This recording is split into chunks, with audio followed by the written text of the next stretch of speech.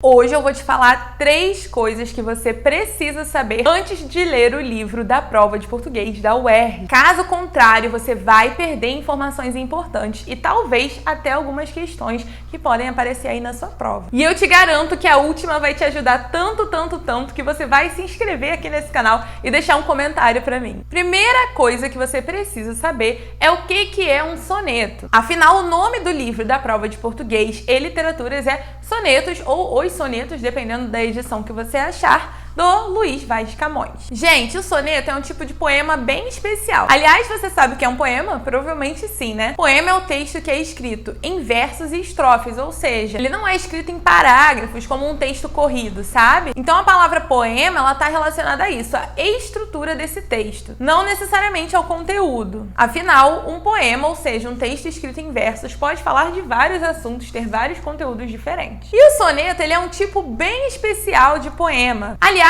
uma observação, tá? Quando a gente tá falando de soneto aqui, a gente tá falando do soneto italiano. Foi aquele que veio pro Brasil, porque a gente tem também outros tipos de soneto, mas isso não vem ao caso. Aquele soneto que você aprendeu na escola, que você estudou sobre ele, é o soneto da vertente italiana. E aí, assim, gente, saber o que é um soneto é a coisa mais fácil desse universo. É um poema que vai se organizar em 4-4-3-3, ou seja, são 4 estrofes construídas da seguinte forma: 4 versos, 4 versos, 3 versos, 3 versos. Lembrando que estrofe é o conjunto de versos, né? E verso é cada uma das linhas do poema. Alana, e se eu tiver 4, 4, 3, 5? 4, 4, 3, 2? Então não é um soneto. Soneto é uma forma fixa. 4, 4, 3, 3. Isso quer dizer que todos os poemas desse livro são feitos dessa forma? Sim! É exatamente isso. Todos os poemas desse livro são feitos dessa forma. 4, 4, 3, 3. E aí, isso já dá pra gente pensar em algumas possíveis questões, mas eu vou te dizer isso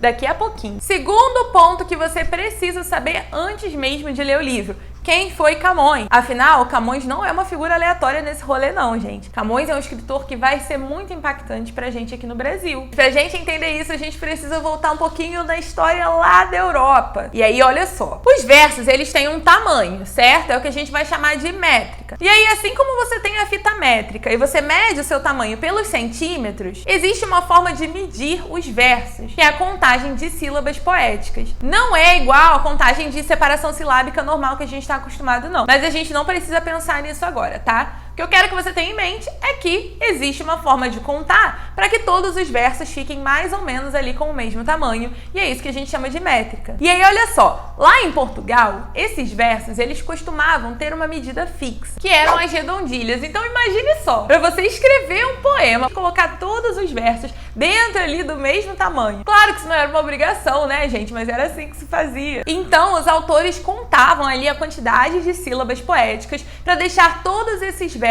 mais ou menos do mesmo tamanho, que eram as redondilhas. Porém, vai chegar nesse rolê um cara chamado Sá de Miranda. E ele vai falar assim: brother, essa tal de redondilha não tá com nada. A parada agora é escrever com 10 sílabas poéticas.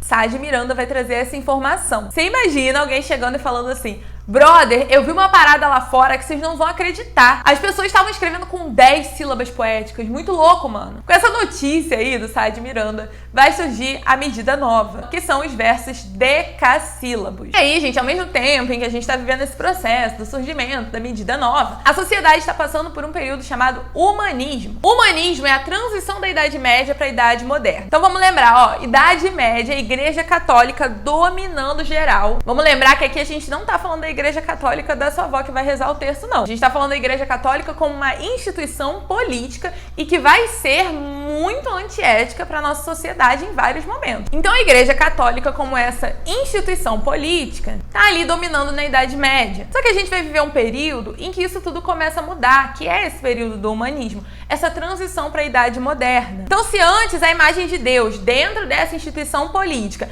era a imagem do cara que é top da balada, agora o homem começa a importar também, né? Você já deve ter escutado essa palavra lá na sua escola: antropocentrismo. O homem como um ser importante. E aí a gente chega na literatura no classicismo. O classicismo vai corresponder ali ao período do Renascimento, né? Período histórico, Renascimento, mas na literatura a gente vai chamar isso de classicismo. E aí no classicismo que nós temos o nosso queridão Camões. E é interessante porque a gente não tem, muitos materiais oficialíssimos sobre o Camões, né? Muito do que a gente sabe são relatos que as pessoas foram passando umas para as outras e que depois começaram a ser registrados. Mas o que a gente sabe sobre a história dele é que ele foi pro exército e aí em uma das batalhas ele perdeu um olho. É por isso que quando vocês veem a foto do Camões, normalmente ele tá sempre sem um olho. Virou a marca aí registrada do Camões. Aliás, tem até um outro fator bem interessante, que é a musa do Camões, né? Musa, modo de falar, tá, gente? Que é a Dinamine. E aí a Dinamine vai aparecer em alguns sonetos desse livro que a UERJ está trazendo pra vocês, tá? Tem um que o título é Ah, minha Dinamine, assim deixaste. Então agora quando aparecer aí essa tal de Dinamine, você já sabe. Mas o importante mesmo é a gente saber que com essa força do antropocentrismo, começa a surgir também a força da razão, a força da ciência, do pensar. E agora fica mais fácil entender esse negócio de escrever aí em 10 sílabas contando tudo certinho, né, gente? É o racional, é a razão, é trabalhar com pensamento.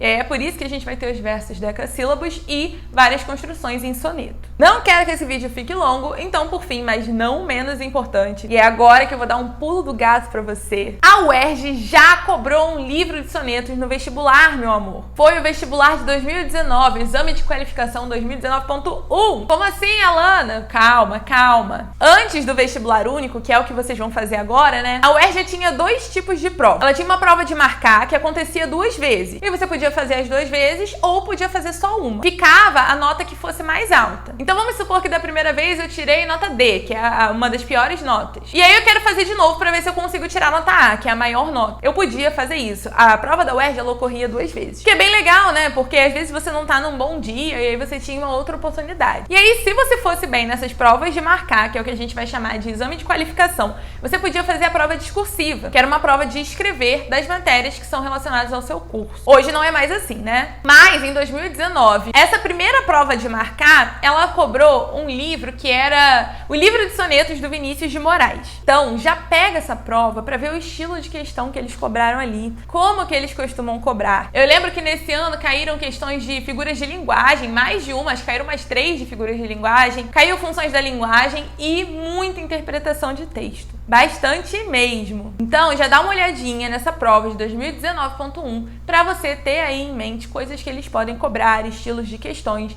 e por aí vai. Aliás, um erro muito comum das pessoas é achar que a interpretação é só entender o que está escrito ali. Isso porque a gente entende as coisas de acordo com o nosso conhecimento de mundo. Então, se cada um tem um conhecimento de mundo diferente, seria no mínimo estranho. A prova teria que dar a nota máxima para todo mundo. É aí que você se engana, meu amor, porque existe um jeito certo de resolver questão de interpretação de texto. Interpretação é uma matéria como qualquer outra que precisa ser estudada. Mas isso é assunto para outro vídeo. Meus amores, eu espero que vocês tenham gostado desse vídeo e a gente se encontra em breve.